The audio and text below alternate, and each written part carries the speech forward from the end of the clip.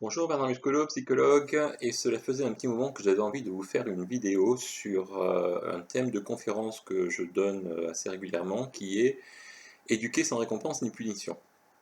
Alors, la majeure partie du temps, lorsque j'aborde ce sujet, les parents qui sont dans la salle sont un petit peu désarçonnés et déboussolés parce qu'ils se disent si on n'a plus la récompense et la punition pour éduquer, est-ce que cela correspond à une éducation laxiste où on laisse tout faire? Alors absolument pas, évidemment, donc je vous rassure d'emblée sur ça, il ne s'agit pas de laisser tout faire ni de former des petits tyrans, bien au contraire, ça va être davantage quelque chose qui va se situer autour de la conscience, aider un enfant à être de plus en plus conscient de ce que c'est qu'une relation avec un autre. Donc, éduquer sans récompense ni punition, c'est un grand challenge parce que tout notre système éducatif est basé sur la récompense et la punition. Lorsque vous êtes à l'école, vous avez des notes, que ce soit A, B, C, passable ou une note sur 20. De toute façon, il y a des évaluations qui sont des récompenses. Et il y a évidemment des punitions qui sont là pour montrer aux enfants qui ne respectent pas les règles comment vivre en société. Alors, il faut bien comprendre que ce paradigme-là est un paradigme d'une violence mais inouïe et qu'on ne peut pas imaginer une société différente à partir du moment où on part de ce type de paradigme dans l'éducation même des enfants. Alors, faisons un petit peu de théorie pour commencer. D'où vient cette idée d'éducation sans récompense ni punition? Eh bien, ça vient de la psychologie humaniste, plus exactement de la communication non violente par Marshall Rosenberg. Et voici ce que l'on constate finalement dans le monde. Euh, vous avez une propension dans la majorité des sociétés à fonctionner sur ce registre de récompense-punition. Récompense-punition, c'est le même jeu qui s'appelle qui a tort, qui a raison. Dans le jeu de qui a tort, qui a raison, évidemment, on va déterminer les bons et les mauvais. Et on arrive au paradigme suivant, c'est que lorsqu'il y a un mauvais, il doit être puni. Puni, ça veut dire quoi? Ça veut dire qu'on va infliger délibérément une souffrance, qu'elle soit psychologique ou physique, à l'individu qui n'a pas respecté les règles. Donc, globalement, on en arrive au postulat suivant, quand on est éducateur, puisqu'il s'agit d'éducation dans cette vidéo, quand on est éducateur, parent, instituteur, etc., enfin, quand on a en charge des enfants, eh bien, on en arrive au postulat suivant, qui est juste effrayant quand on y pense, c'est il est légitime pour moi, en tant qu'adulte, d'infliger de la souffrance à un enfant, entre parenthèses, plus faible que moi et vulnérable, dans le but de le dresser, en tout cas de l'éduquer, pour son bien. Essayez juste de vous répéter cette petite phrase. Moi, elle m'effraie, elle me fout la chair de poule, quoi. Il est autorisé pour moi, adulte, d'infliger de la souffrance à un enfant pour son bien, pour lui faire comprendre quelle est la voie droite et comment devenir un bon petit citoyen.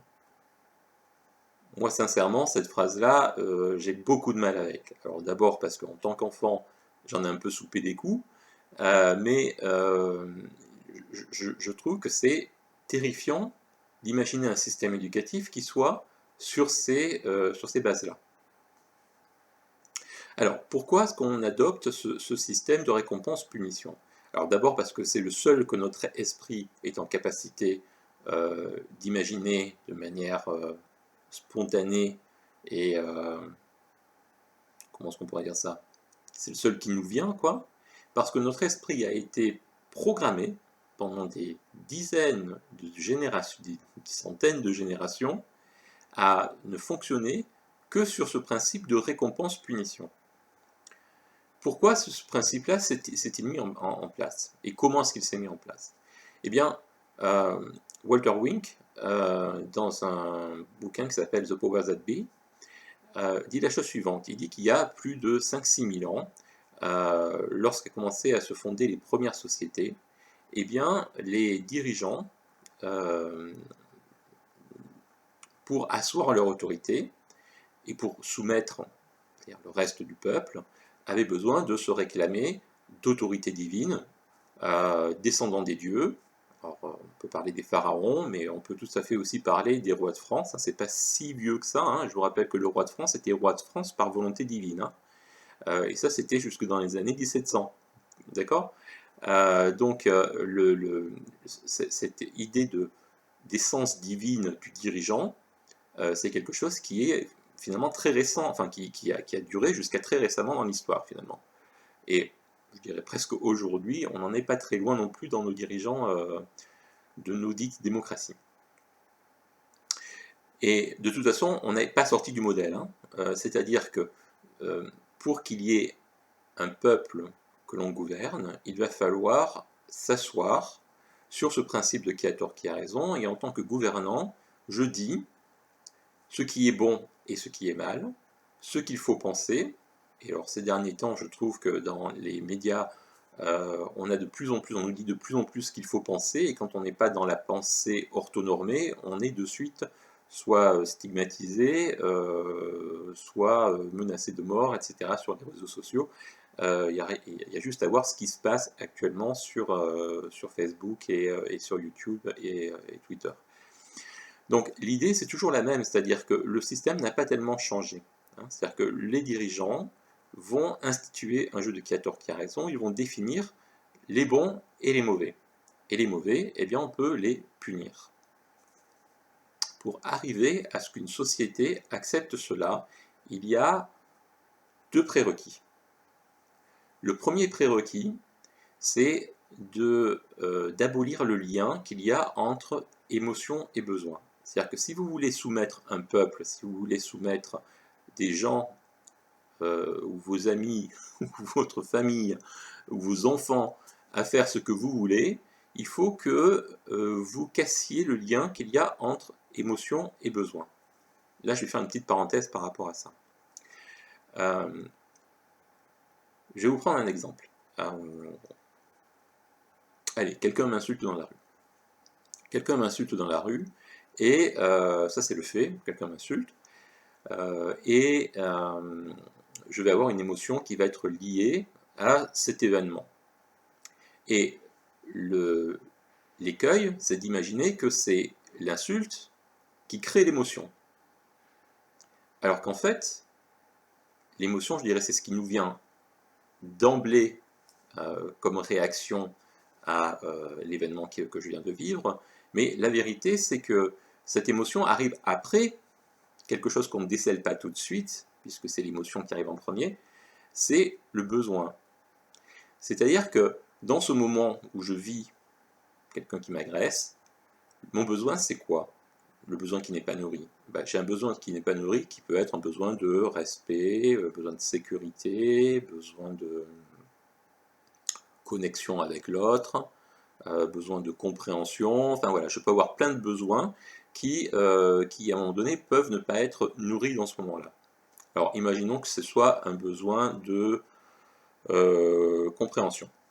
C'est-à-dire que la personne en face, elle n'a pas compris ce que j'ai fait, et du coup, elle m'insulte, parce que c'est sa première manière de réagir. Eh bien, que se passe-t-il? En fait, mon besoin de compréhension n'est pas nourri, du coup, j'ai une émotion qui arrive, par rapport au stimuli qui est l'action de cette personne. Vous voyez? Juste pour bien faire comprendre la chose suivante, c'est que l'émotion n'est pas créée par l'autre. Je suis responsable de mon émotion par rapport à mon besoin à moi qui n'est pas nourri. D'accord? Il faut bien faire ce lien-là, il est super important. Parce que sinon, je me mets à reprocher à l'autre la responsabilité de mes émotions, alors que ce n'est pas le cas. Ou en tout cas, c'est pas comme ça qu'on peut le théoriser, sinon on ne peut pas résoudre les conflits de cette manière de toute façon. Donc, pour reprendre mon exemple, la personne m'insulte, et après je peux avoir une émotion. Cette émotion-là, elle peut être de différents ordres. Je peux être en colère parce que je suis insulté, je peux avoir peur parce que c'est peut-être un besoin de sécurité qui est important pour moi, mon besoin de sécurité n'étant pas nourri, c'est plutôt la peur qui arrive, ou je peux être triste, parce que j'ai peut-être un gros besoin de connexion avec cette personne-là, et, et je me rends compte, je suis triste parce que j'ai pas cette connexion, la personne m'insulte. Vous voyez? Donc l'idée c'est ça, c'est que on va dire, à un événement peut correspondre diverses émotions, peur, tristesse, colère, en fonction du besoin qui est derrière. Donc, juste pour que vous puissiez bien comprendre ce phénomène des émotions et des besoins. C'est vraiment de la théorie de la communication non violente par Marshall Rosenberg. Hein. C'est-à-dire que vous avez un observable, l'événement, une émotion qui survient à ce premier stimuli. Cette émotion est là en fonction du besoin qui est derrière. Vous voyez? Ensuite, il y a une quatrième étape dans la communication non violente, mais on l'abordera peut-être un peu plus tard. Donc, si vous voulez arriver à entretenir un modèle de récompense-punition, il faut que vous brisiez à jamais le lien qu'il y a entre le besoin et les émotions. Et pour ça, on fait ça très très bien dans notre société, dans l'éducation qu'on donne à nos enfants.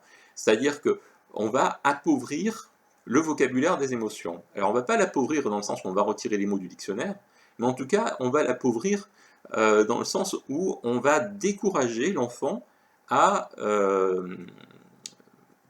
parler de ses émotions. Ce qui fait que lorsque vous arrivez dans le monde de l'entreprise, eh bien, c'est encore moins valorisé de pouvoir dire à votre manager que vous vous sentez triste parce que ceci, parce que cela. Vous voyez? C'est-à-dire que de toute façon, toute l'éducation, qu'elle soit à l'école, qu'elle soit ensuite dans l'entreprise, dans les institutions, voire même dans des églises, dans des associations, de toute façon, où que vous alliez, le modèle est tellement bien intégré qu'il est interdit, c'est pas dit comme ça, hein, en tout cas il est mal vu, hein, c'est-à-dire qu'il y a une pression sociale à ne pas parler de ses émotions parce que sinon on est c'est comme un aveu de faiblesse, quoi, finalement. Hein. C'est-à-dire qu'on donne une part de notre vulnérabilité, et du coup, on est dans une espèce d'aveu de faiblesse, parce qu'on a des émotions, on ose en parler, et on ose surtout parler de nos besoins. Ben, quand un enfant a un besoin à l'école, globalement, on lui fait comprendre qu'il y a 30 personnes, il y a 30 enfants dans la salle de classe, et que si tout le monde se mettait à vouloir quelque chose, eh bien, on s'en sortirait pas. Donc, du coup, on fait taire le besoin, et pour faire taire le besoin, la meilleure façon, c'est de nier les émotions. Vous voyez le système? Il est vraiment, je dirais bien rodé, quoi. Hein. Alors, vous me direz, mais ouais, enfin, je ne vois pas trop. Alors, je vais vous donner 2-3 exemples pour vous montrer comment est-ce que chacun d'entre nous sommes des parents communément ou ordinairement niant des émotions des enfants. Prenez par exemple un enfant qui sort de la sieste. Vous êtes un peu pressé, vous devez aller voir une amie quelque part, et l'enfant sort de la sieste et puis il est un petit peu au ralenti. Et oui, bah écoute, dépêche-toi parce que là il faut qu'on aille voir Gertrude et habille-toi vite. Et votre enfant vous dit, oui, mais je suis fatigué.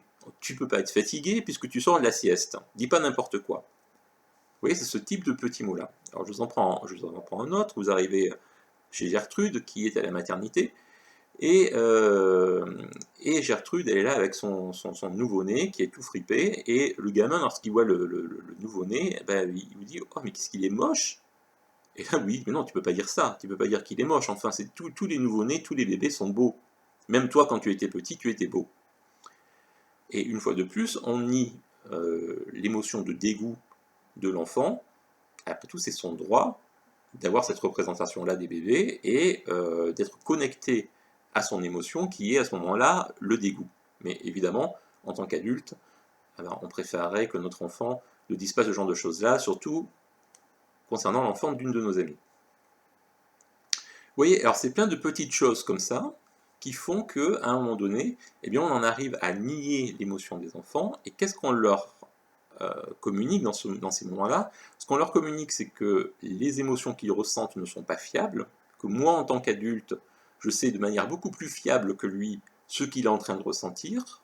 Et qu'est-ce qu'on induit chez l'enfant?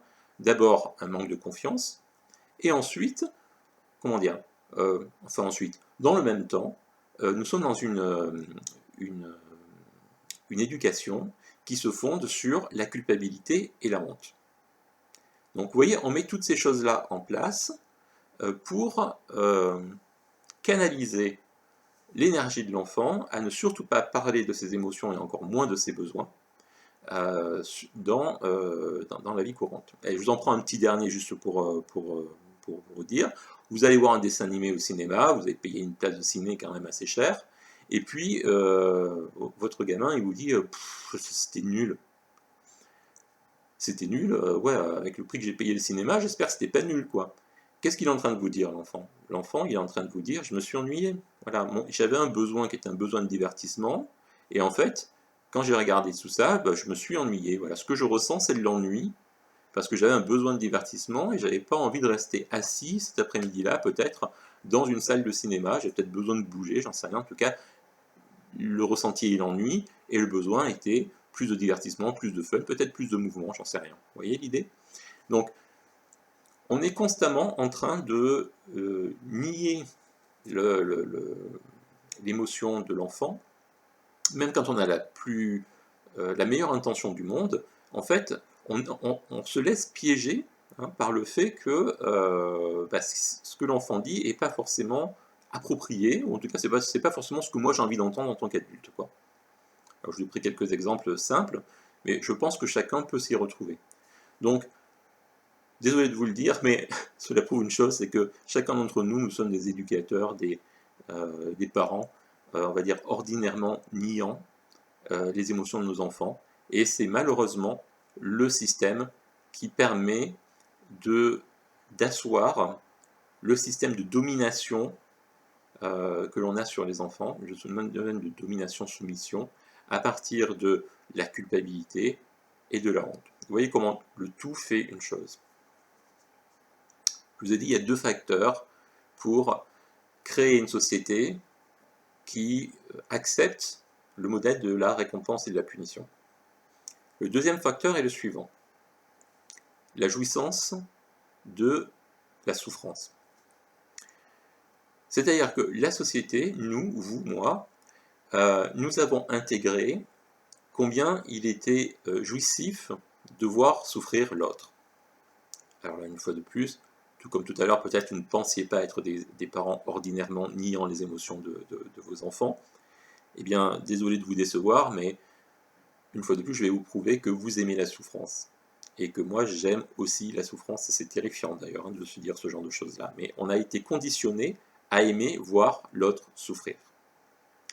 Je vous donne un petit exemple, très simple.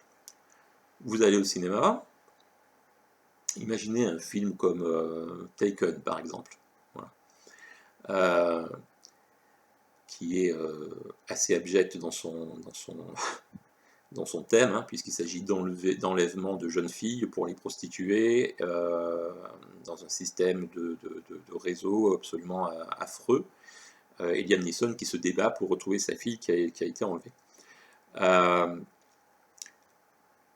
Dans ce film-là, ou dans une majorité des films de toute façon, et dans la majorité des programmes qui passent aux heures de grande écoute, entendez ça, 80% des programmes qui passent aux heures d'écoute, y compris pour les enfants, y compris dans les dessins animés, que ce soit ceux de Walt Disney ou des autres, le thème est toujours le même.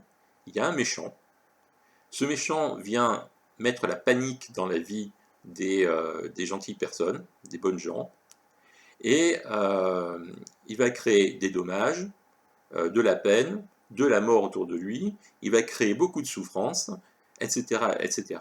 Et à la fin du film, eh bien, en principe, il se prend la tannée de sa vie, il se prend la raclée, ou il se fait tuer. Les deux. Quel n'est pas votre soulagement en tant que téléspectateur lorsque enfin le méchant a la juste rétribution de ses actes? Et là, je viens de donner un mot super important pour comprendre notre système de récompense-punition, celui de justice rétributive. Il a la rétribution de ses actes. C'est-à-dire que le gentil, à la fin, alors dans Taken, vous regarderez les scènes, le gentil fait souffrir les méchants, avant de les tuer. Et là, on a une espèce de soulagement, de se dire « ouf, la justice a gagné ». Voilà, le gentil a gagné, le gentil qui n'est pas si gentil que ça finalement, hein, on se rend compte. Mais je vous demande vraiment de pouvoir repérer la prochaine fois que vous regarderez un programme télévisé, ou lorsque vous lirez un roman, comment tout le montage finalement qui est fait autour de ce qui vous est présenté est un montage autour de la jouissance, de la souffrance.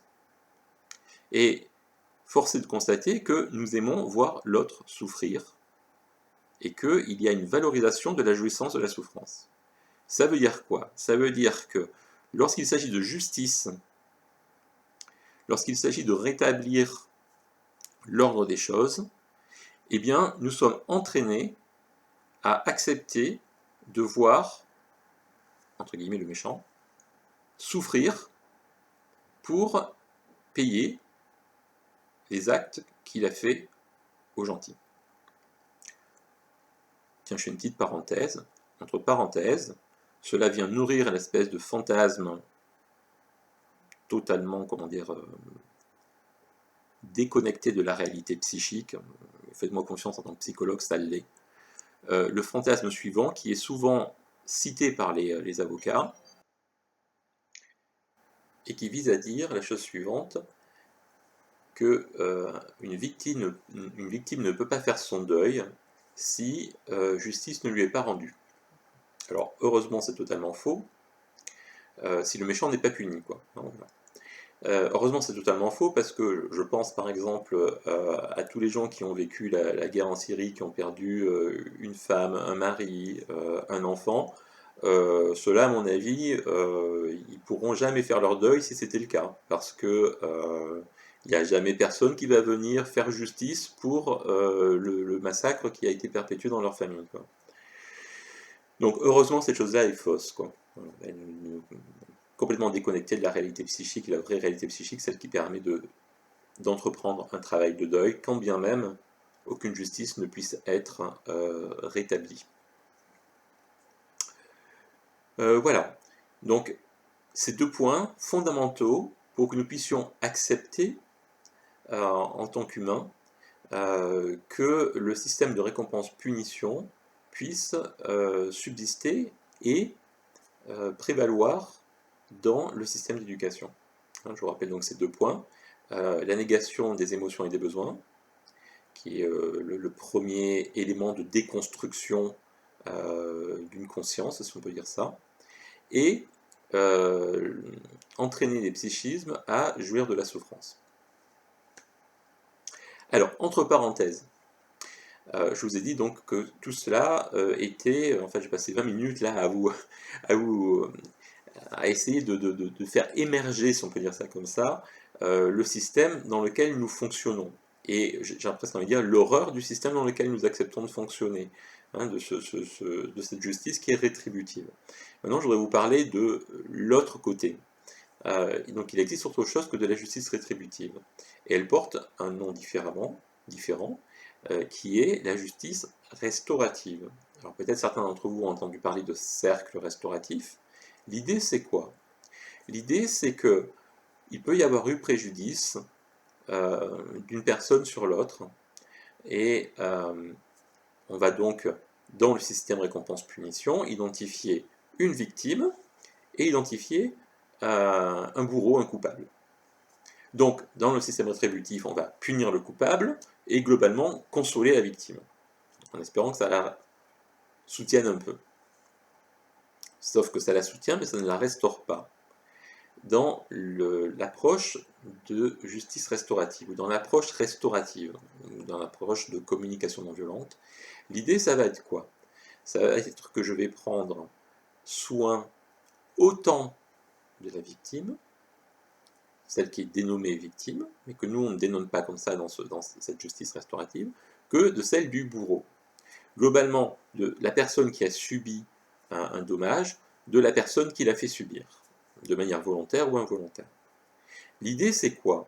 L'idée, c'est d'arrêter de fonctionner avec un système de consolation ou à faire des câlins à la personne qui a vécu quelque chose de traumatique ou de difficile, ou de l'enfant qui a vécu une situation pénible, et qu'on va arrêter aussi d'aller faire souffrir celui qui a accompli un acte qui n'était pas dans les règles, qui a fait souffrir un autre enfant. On va arrêter ce système-là. On va prendre en compte les deux enfants et on va donner le même traitement, si on peut dire ça comme ça. On va traiter la situation de la même manière, c'est-à-dire quoi? On va les aider à se relier à quels étaient les besoins qui à un moment donné n'ont pas été nourris et qui permettent dans ces moments-là de restaurer quoi? De restaurer toute leur humanité. De restaurer à celui qui a subi le dommage toute son humanité d'être, de personne à part entière, d'individu, tout son droit à son humanité et à la reconnaissance de son existence, de ses qualités et de ce qu'il est. De la même manière, pour la personne qui a pu, l'enfant qui a pu commettre un dommage à un autre enfant, de l'aider à restaurer toute l'humanité qui est en lui et de l'aider surtout à comprendre quels sont les mécanismes qui font qu'à un moment donné, sur un coup de colère, je me mets à taper mon camarade, par exemple. Alors, pour avoir collaboré pendant un certain temps avec une école Montessori, j'avais donc puis d'autres écoles, les parents m'amenaient des enfants qui avaient des troubles du comportement. Alors, trouble du comportement, ça va être quoi? Ça va être effectivement ce que je viens de citer, c'est-à-dire un enfant qui peut être violent avec un autre enfant, avec une attitude qui peut se systématiser au bout d'un moment. Ça peut être un enfant qui s'enferme dans les WC avec une petite fille et puis il mime certaines choses qu'il a vues dans des films porno sur l'ordinateur familial. C'est des cas réels que je vous cite là. Ça peut être un enfant, une jeune fille adolescente qui déclenche une anorexie. Ça peut être du harcèlement moral, voire physique, à l'école d'un groupe d'adolescents sur un autre adolescent. Voilà, ça peut être toutes ces choses-là qui vont créer des situations traumatiques, soit pour les enfants eux-mêmes, soit pour l'environnement des parents et de l'école. Donc voilà, donc on m'amène les enfants pour ce genre de problématiques. Alors, comment est-ce qu'on travaille avec ces enfants-là? À partir d'une approche non plus rétributive, il ne manquerait plus que ça qu'en tant que psychologue, j'ai une approche rétributive, mais plutôt avec une approche restaurative. L'idée, ça va être quoi? Je vais vous prendre simplement l'idée de l'enfant violent avec un autre enfant. Bien, la première chose que je fais, des fois même j'aborde même pas directement la problématique pour laquelle on m'amène l'enfant, c'est simplement de travailler avec l'enfant sur la reconnaissance de 5 émotions de base. Les 5 émotions de base qui sont dans les agréables, la sérénité et la joie, et dans les désagréables, la peur, la tristesse, la colère. Quand j'ai des enfants un petit peu plus grands, j'en rajoute 2 autres, qui sont les sentiments de blocage, de frustration, et le dégoût.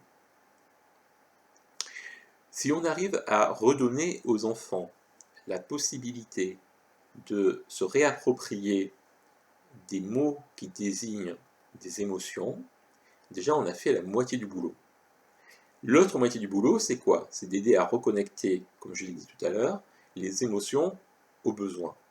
Vous me direz, ça semble un peu magique cette histoire-là. Il n'y a rien de magique là-dedans. Imaginez la conversation suivante que je peux avoir avec un enfant, on va dire avec celui précisément qui a été violent avec un autre enfant. Ça peut donner quelque chose comme ça. Ok, Jean, est-ce que tu veux bien me raconter avec tes mots ce qui s'est passé et qui fait que on est là ensemble aujourd'hui? Qu'est-ce qui s'est passé à l'école qui fait qu'à un moment donné, il y a quelque chose qui a débordé en toi et j'ai entendu qu'il y a eu quand même quelque chose d'un peu violent, un peu difficile entre toi et puis Jacques. Et l'enfant raconte, voilà, moi j'étais là et je voulais aller jouer avec Jacques, mais Jacques il voulait jouer avec Ernest, et puis je lui ai dit que moi je voulais jouer avec lui et que je voulais bien jouer avec la voiture qu'il avait dans la main, et lui il m'a dit que non, et Ernest il a dit qu'il voudrait jamais jouer avec moi, et alors moi j'ai pris la voiture, et puis alors je lui ai envoyé sur la tête. Ok, d'accord, ok. Je comprends, Jean. Ce que tu es en train de me dire, c'est que ce que tu as vécu à ce moment-là, tu avais vraiment un besoin, tu avais vraiment envie de partager un moment de jeu, un moment agréable avec Jacques. Est-ce que c'est bien ça? Oui, c'est ça. Ok. Et quand tu as vu que Jacques avait plutôt envie de jouer avec Ernest, c'est quelque chose qui a été difficile pour toi, ça t'a rendu triste, ou peut-être même en colère, ou peut-être les deux à la fois. Bah oui, j'étais triste parce que moi j'avais vraiment envie de jouer avec Jacques, et puis lui il voulait pas. D'accord, ok. Et donc du coup, ce que tu me dis après, c'est que tu as pris la petite voiture et que tu l'as jetée sur Jacques, parce que cette tristesse, elle s'est transformée en colère, et tu étais vraiment, vraiment touché par tout ça, parce que tu avais un besoin qui était vraiment d'être en relation avec Jacques. Est-ce que c'est bien ça? Oui, oui, c'est ça. Et vous voyez l'idée, on peut continuer la conversation comme ça assez longtemps, mais l'idée, si vous voulez, c'est d'aider l'enfant à reconnecter à quels étaient les besoins fondamentaux qui n'étaient pas nourris à ce moment-là et qui font que d'une situation, par exemple, de tristesse, je peux passer à la colère. Je me fais on appelle ça des lasagnes d'émotions. Et que cette colère se transforme à un moment donné en acte de violence parce que je suis incapable d'être relié à mes besoins. Et plus que ça, je n'arrive pas dans ce moment-là à dire à Jacques combien je suis triste de ne pas pouvoir vivre cette relation de jeu que j'aurais tellement aimé partager avec toi. Vous voyez l'idée?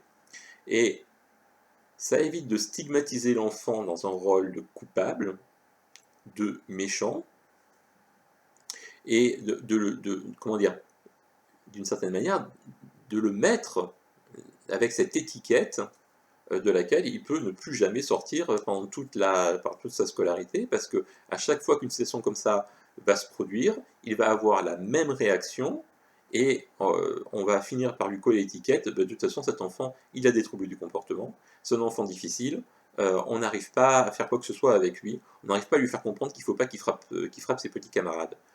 Ouais, mais on n'arrive pas à lui faire comprendre qu'il frappe ses petits camarades, qu'il ne faut pas qu'il frappe ses petits camarades, ok, mais si à un moment donné on pouvait aider cet enfant à simplement remettre des mots sur ses émotions, si on pouvait l'aider à faciliter la déconnexion qu'il vit entre ses émotions et ses besoins, et qu'on puisse reconnaître simplement en humanité ses besoins, eh bien, dans ce moment-là, on peut arriver effectivement à des résultats thérapeutiques intéressants. Bon, alors essayons de résumer. Cette approche dite restaurative, qui permet une éducation qui ne soit pas basée sur la récompense ou la punition, qui est, autant le dire de suite, hein, récompense et punition, c'est la même pièce pourrie, hein, d'accord? Voilà, c'est-à-dire que récompense d'un côté, punition de l'autre, c'est exactement la même chose, hein. C'est-à-dire que l'effort qu'il peut y avoir à faire une éducation positive, c'est-à-dire à, euh, comment dire,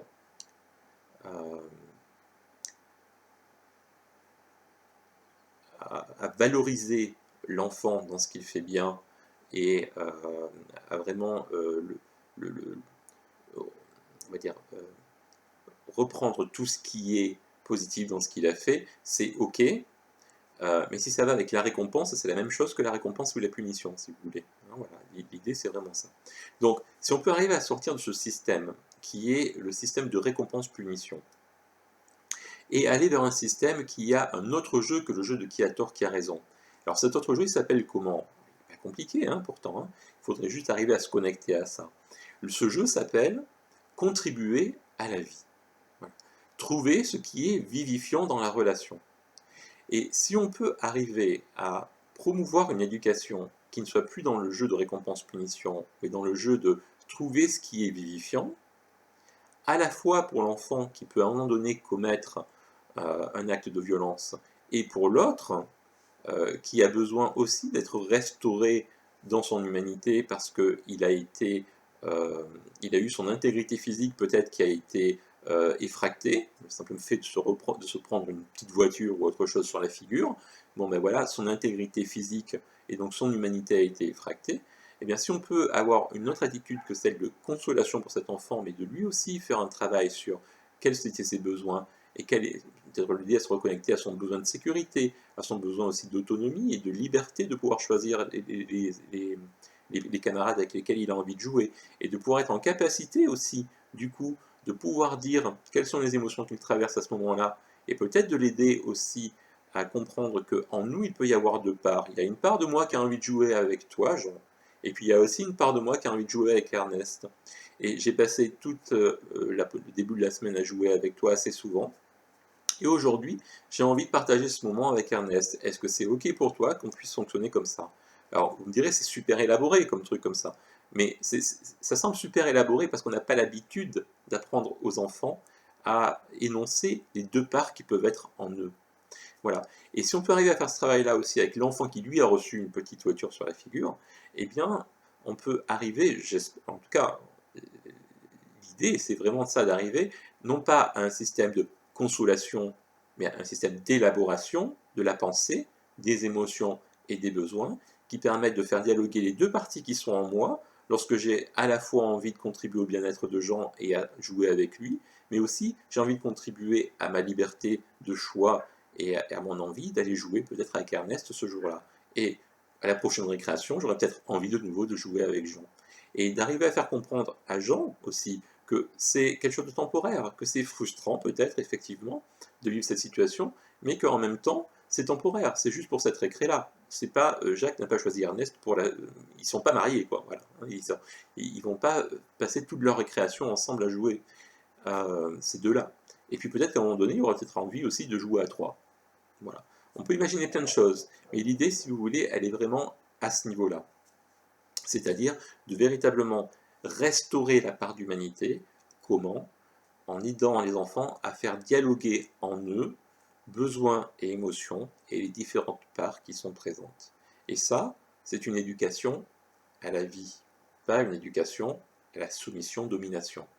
Puisque ce système de qui a tort, qui a raison, vous l'avez compris, c'est un système qui est super pratique dans n'importe quel système social, malheureusement trop répandu, qui est le système de soumission-domination. Voilà, la vidéo est déjà relativement longue. Je voudrais juste terminer par un exemple de la réalité de la vie, de comment ça se passe véritablement dans d'autres pays. Et je voudrais vous donner cet exemple-là. Pourquoi? Parce que ce système restauratif, il a été appliqué, et il est encore appliqué par de nombreux pays du nord de l'Europe. Et ce n'est pas simplement une utopie ou un vœu pieux. À la limite, c'est une utopie, si on veut bien prendre la définition que j'adore de Théodore Monod, qui est que l'utopie, ce n'est pas l'irréalisable, mais c'est l'irréalisé. Eh bien, dans cette utopie que je vous présente, si on garde cette définition-là, c'est-à-dire pas quelque chose qui ne peut pas se faire, mais quelque chose qui n'est pas encore réalisé, en tout cas chez nous en France, je voudrais vous montrer par cet exemple-là que, en fait, ça fonctionne dans d'autres pays, et ça ne fonctionne pas uniquement dans la sphère familiale, dans la sphère scolaire, mais à l'échelle d'un pays entier. Alors voilà la petite anecdote assez croustillante que j'ai vécue il y a quelques années de ça. Je tombe sur mon compte Facebook sur une vidéo, comme on tombe sur différentes vidéos assez souvent, et cette vidéo était intitulée Pourquoi la Hollande est le meilleur pays du monde. Alors c'est ce genre de truc avec toujours des emphases. Donc voilà, je me dis, bon, ouais. Moi j'aime bien la Hollande, donc je me dis, allez, je vais quand même regarder la vidéo, histoire de voir de quoi on parle. Et dans la vidéo, bah, c'est une espèce de vidéo PowerPoint où il y a des choses qui défilent comme ça, et donc ils parlent de tous les efforts faits sur l'environnement, qu'ils ont réduit leur taux de CO2 chaque année, qu'ils sont en train de construire une autoroute à vélo entre les deux plus grandes villes de Hollande. Ils parlent de plein de choses comme ça. Et puis dans le flot d'informations, il y a une information qui passe et qui moi m'interpelle, qui me fige, parce que... Et, euh, et l'information, c'est la suivante, c'est « Et parce que la Hollande ferme 70% de ses prisons ». Alors je me dis, ok, pour l'écologie, mais alors 70% des prisons, c'est quand même juste un truc incroyable. Et alors ça, c'était juste à l'époque, je crois, de la campagne présidentielle, où ils étaient en train de parler d'ouvrir de nouvelles prisons en France. Et alors là, je me dis, je crois que là, on est sur deux registres qui ne sont pas compatibles, qui sont totalement à l'opposé l'un de l'autre. Et du coup, ça m'interpelle quand même cette histoire-là. Alors j'appelle mon copain Marc qui est hollandais et qui est musicothérapeute. Et je dis, j'en prie pour prendre des nouvelles, ça fait longtemps que je ne l'avais pas eu en ligne, et je lui dis, tu sais, je suis tombé sur un truc là tout à l'heure qui était assez surprenant. Est-ce que tu pourrais me dire si c'est vrai? Il paraît que la Hollande ferme 70% de ses prisons. Et là, il me répond avec un naturel incroyable, en me disant, oui, c'est tout à fait exact.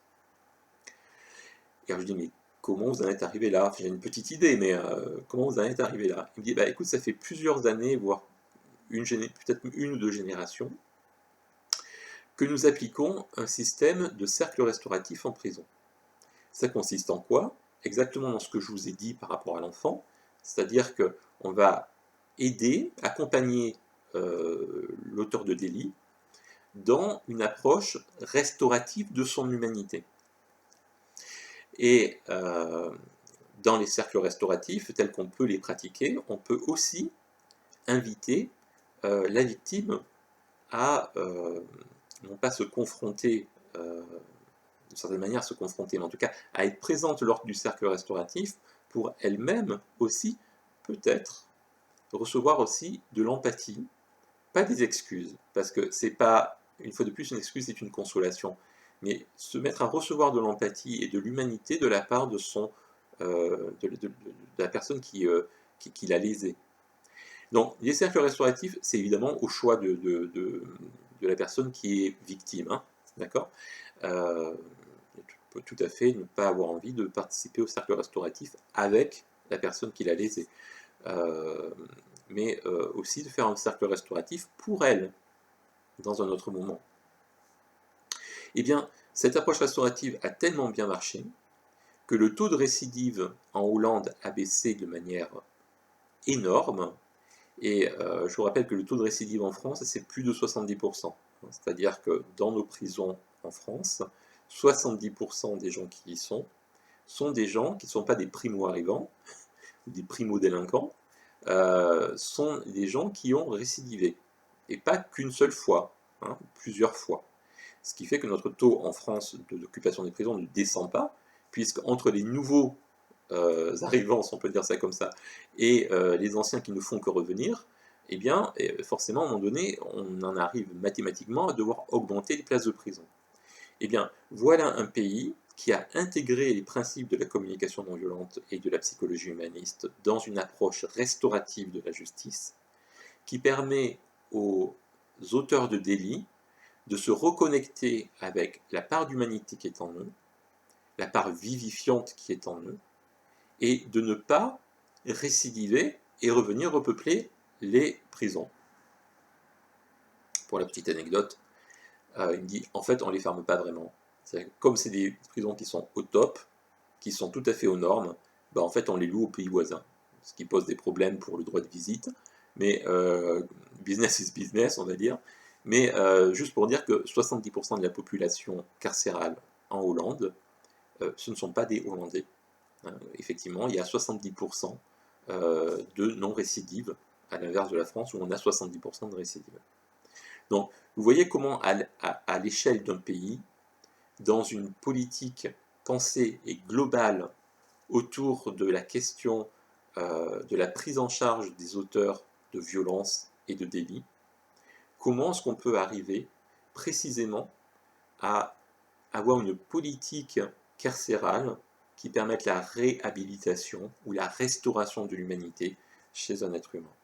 Et pour cela, eh bien, il faut faire ce changement de paradigme complet qui est de balancer la petite pièce du jeu de qui a tort, qui a raison, de punition-récompense, et d'aller chercher le paradigme qui est le paradigme qui vise à plus de vie. Et pour cela, vous l'avez compris, il faut démonter les deux verrous du jeu de qui a tort, qui a raison, qui est la reconnaissance des besoins et des émotions, et le lien qu'il y a entre eux, et rééduquer notre esprit à ne plus avoir envie de jouir de la souffrance de l'autre. Ce qui est déjà pas mal. Deux bons gros défis. Vidéo un petit peu longue, j'espère qu'elle aura été intéressante pour vous. Je vous souhaite d'explorer cette manière de vivre, et si vous voulez continuer votre réflexion, je vais certainement mettre une bibliographie qui vous permettra de lire des choses très intéressantes sur la communication non violente et la psychologie humaniste. Très bonne soirée.